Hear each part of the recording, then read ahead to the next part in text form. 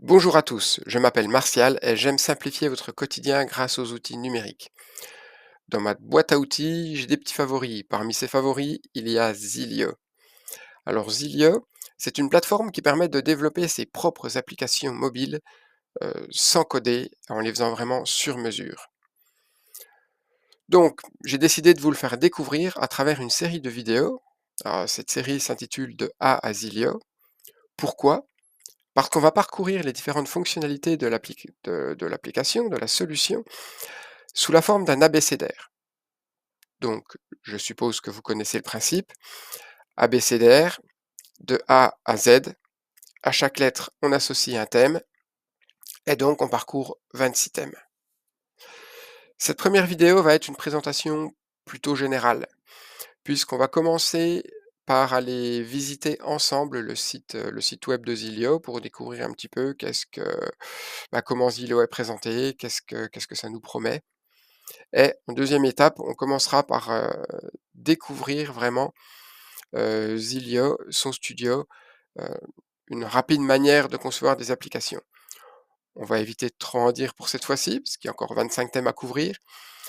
Donc voilà. Alors j'espère que ces vidéos, cette série va vous plaire et surtout que ça va vous permettre de découvrir et d'apprécier Zilio. Allez, c'est parti, en route vers le site internet de Zilio. Donc nous voilà sur le site de Zilio, zilio.com. On va faire un petit tour, rapide du site et de ce que Zilio nous promet. Donc, créer visuellement facilement. Donc là, on voit l'éditeur d'applications, on y reviendra plus tard, vraiment dans le studio. Ce qui est intéressant, c'est de voir les différents cas d'usage qui sont mis en avant. Donc on voit que c'est assez large, de l'agence, alors là, c'est un cas d'agence immobilière pour faire un site, d'annonce. Des achats, donc ça veut dire qu'on peut faire une plateforme d'achat, pour du e-commerce. Ensuite, des choses, un petit peu plus, classiques d'entreprise avec, de la gestion de CRM, de l'inventaire, de la gestion des tâches, du de l'annuaire de ressources humaines. Un point qui est intéressant, c'est que dans la partie événementielle, on voit qu'il y a, la possibilité d'avoir des calendriers. Donc calendrier qui peut aboutir à une réservation. Donc voilà pour les différents cas d'usage qui sont couverts. On voit que c'est très large, que ça peut être du cas e-commerce, hem, vraiment au cas, gestion des opérations de l'entreprise. Donc c'est vraiment top. Maintenant, on va aller voir la partie tarif. Alors c'est toujours intéressant de regarder les tarifs, enfin la base tarifaire. Pas forcément pour la partie tarif, mais plus pour la liste des fonctionnalités. Donc on va s'attacher très rapidement aux 3 différents plans, puisqu'on a un plan à à 0 €, un plan à 29 € par mois et un plan à 69 € par mois. Très rapidement, la différence, principale qu'on voit entre les 3 plans, c'est les lignes de données, donc 200, 5000, 50 000. Par contre, ce qui est commun à tous les plans, c'est le nombre d'apps illimité et les utilisateurs finaux illimités. Donc c'est hyper intéressant parce que ça veut dire qu'avec 200 lignes de données, effectivement, on peut se sentir peut-être un peu à l'étroit, mais par contre, on a un nombre d'utilisateurs final illimité. Donc ça veut dire qu'on peut avoir une gestion des logins, des mots de passe, voilà, avec, autant d'utilisateurs qu'on veut, contrairement à d'autres builders pour lesquels on va payer à l'utilisateur. Alors, on va aller dans la partie comparaison des fonctionnalités. Hem, donc la différence majeure, donc on a vu, c'est les lignes de données. Également le stockage de fichiers, qui est quelque chose qui est quand même, lié, qui est plutôt corrélé aux lignes de données. Bon, dans le plan maximum avec 50 000 lignes, on est normalement relativement à l'aise pour faire beaucoup, beaucoup de choses. Heu, Si on dépasse les 50 000 lignes, il faut penser à peut-être un archivage, une gestion des statuts pour pas tout avoir dans l'application, parce qu'après on risque d'avoir aussi des problématiques, de performance dues au volume de data. Les composants et les actions, c'est la même chose sur tous les plans. Là 73, 73, 73. OK, on voit que là, il n'y a pas de différence sur tout le reste. Les sources de données, donc là, ce qui est intéressant, c'est qu'on voit qu'il y a une base de données intégrée. On peut connecter à Airtable, on peut connecter à TimeTonic, on peut connecter à Google Sheet. Et ce, pour les 3 plans. Ensuite, où on a une différence, c'est aussi sur les intégrations, donc qui ouvrent des fonctionnalités, plus avancées. Heu, donc la gestion des mails, la gestion des SMS, le custom domain, le domaine personnalisé, donc ce qui permet de rattacher l'application à votre, domaine au lieu d'avoir une adresse, heu, zilio.com, /app, et un identifiant. Vous pouvez avoir, votre application qui soit à mondomaine.com, mondomaine.fr. Les notifications push, alors là, dans le dernier plan, dans le plan entreprise, on voit qu'on commence à avoir vraiment des fonctionnalités avancées de notification, de connexion à Stripe pour la gestion des paiements, Zapier, Make, pour les automatisations et toute la partie API, donc pour aller chercher de l'information ou pour envoyer de l'information à des logiciels tiers. Et puis, on a également de l'analytique, donc là, on va y revenir au travers du studio. Un autre point qui est intéressant à voir sur le site, c'est la partie support. Donc support, on a des tutoriels, voilà, donc différents tutoriels qui expliquent, comment bien débuter, les tables, le premier écran, la gestion du studio, heu, le dashboard, voilà, des petits tutoriels et puis également toute la documentation. Ah, je croyais que ça s'ouvrait. Voilà, toute la documentation, on y arrive, qui permet de balayer, bah, voilà, tous les une grande partie des fonctionnalités. Je dis une grande partie parce que le Zilio évolue très vite, donc c'est pas évident que la documentation évolue au même rythme. C'est toujours quelque chose de compliqué, mais avec un petit temps de retard, ce qui est logique, ça suit. Donc voilà pour le tour du site internet, relativement rapide, mais c'est pas je pense que c'est pas ce qui vous intéresse le plus. Maintenant, on va passer au studio Zilio. Donc là, je me suis déjà connecté. Hem, L'écran là, donc c'est l'accueil de votre studio de conception et de gestion des applications. Donc on a la barre de gauche avec, différents menus, un menu application, un menu analytics, menu documentation, communauté et gestion du compte. Je vais peut-être mettre un peu plus gros, si j'y arrive.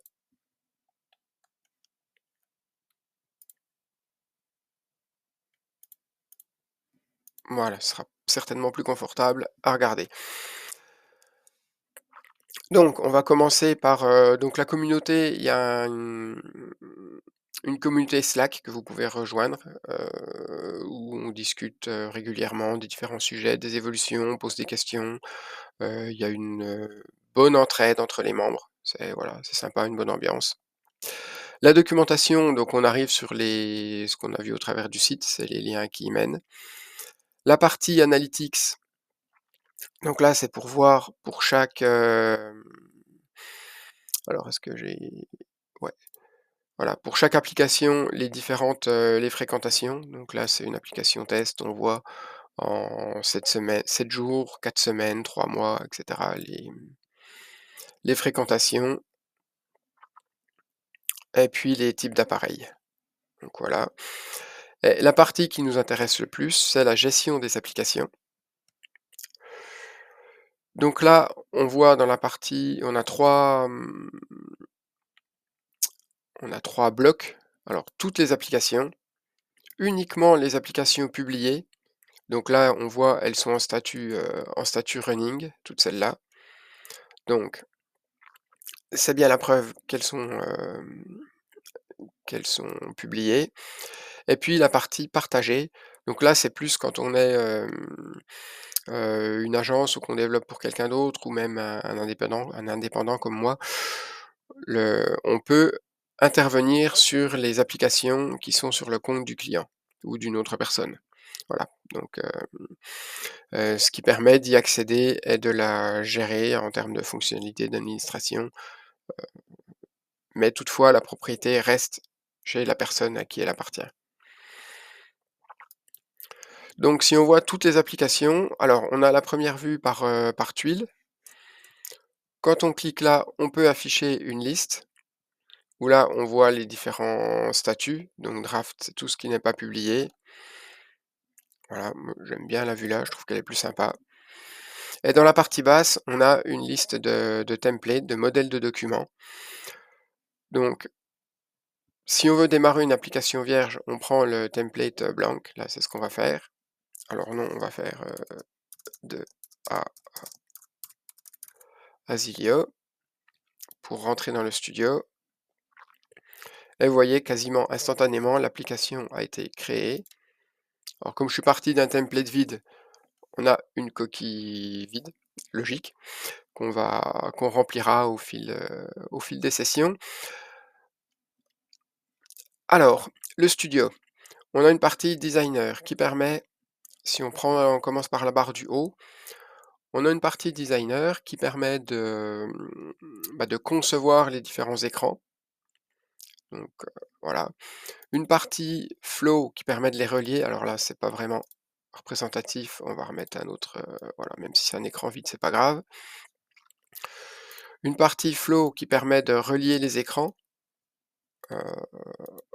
Attendez. Voilà, on va mettre juste un bouton, voilà. Et on voit que, par exemple, un bouton de navigation, je clique, voilà, et là, j'ai créé une navigation vers mon écran. Une partie simulation qui permet, avant de publier l'application, de tester. Donc là, bon, il ne se passe pas grand-chose. Voilà, je navigue juste vers mon écran. Ce qui est intéressant dans la partie simulation, c'est qu'on peut tester différents formats. Voilà. Et puis on a Act As quand on a de la gestion d'utilisateurs qui permet de tester aussi les réactions dans différents profils, pour tout ce qui est gestion des droits, gestion des visibilités, etc. Ensuite, on a la gestion des bases de données, où là, on a à gauche la possibilité soit de créer des tables, avec un certain nombre de tables prédéfinies, on reviendra plus tard sur un certain nombre d'entre elles. Donc là, c'est les tables qui sont en base de données Zilio. Donc je clique, je déplace, voilà, j'ai une base de données qui est attachée. On peut aussi avoir recours aux imports, donc CSV, Google Sheet, Airtable, TimeTonic ou en API REST. Donc là, import, c'est-à-dire qu'on va faire la liaison. Donc Google Sheet, ah oui, je l'ai pas mis. Hop. Il y a une petite opération préalable à faire que j'ai oublié comme c'est une application qui est toute fraîche, toute neuve. C'est dans les paramètres, c'est effectivement d'activer. Alors si j'active, tac. Donc là, je clique Google Sheet. Si je veux, j'active Google Sheet et je connecte mon Google Sheet. Mon compte Google. Airtable. Là, je mets mon access token. TimeTonic. Je mets ma clé API et puis mon nom d'utilisateur. Bon, on reviendra dessus. C'est pareil, là, on fait juste un tour très rapide. On voit qu'on a toutes les différents paramètres où à chaque fois, il faut les activer si on veut les utiliser. Parce que quand on les active, voilà, on a les fonctions de paramétrage qui arrivent. Voilà, à chaque fois. Bon, je vais peut-être pas tout activer.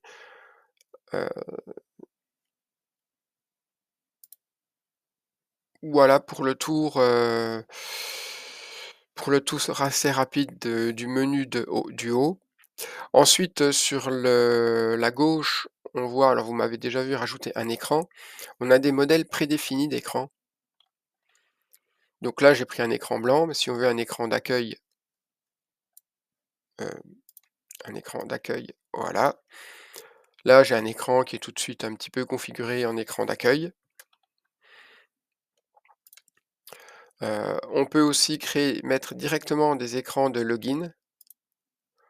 Alors quand on configure un écran de login, on a le choix de la table dans laquelle est gérés les utilisateurs. Donc là, j'ai pas mis de table utilisateur, ce qui est pas une très, très bonne pratique. Et on voit tout de suite, on a hem, la partie identification.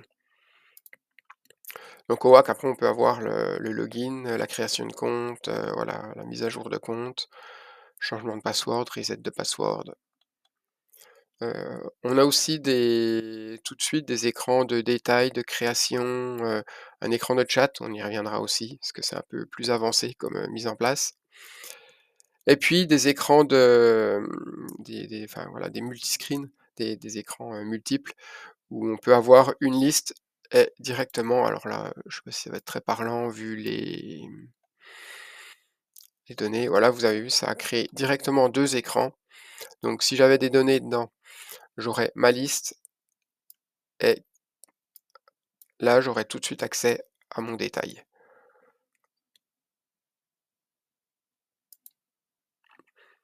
Heu, ouais, voilà. Voilà, voilà. Ensuite, on a la liste des composants. Donc on y reviendra assez longuement puisque c'est là que réside une partie de la puissance et de la souplesse de Zilio. Donc, et puis une petite partie aussi, génération par IA qui permet de créer des écrans de manière très rapide. Donc là, create a welcome screen for a charity donation association. Hop, on va laisser le prompt, qui est indiqué. Voilà, c'est en train de se générer, on le voit en bas avec la petite fenêtre verte.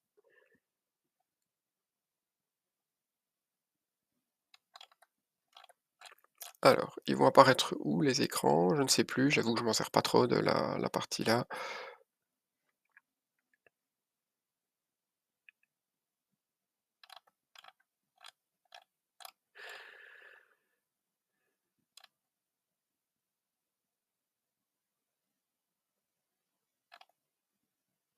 Ah bah, bon, voilà.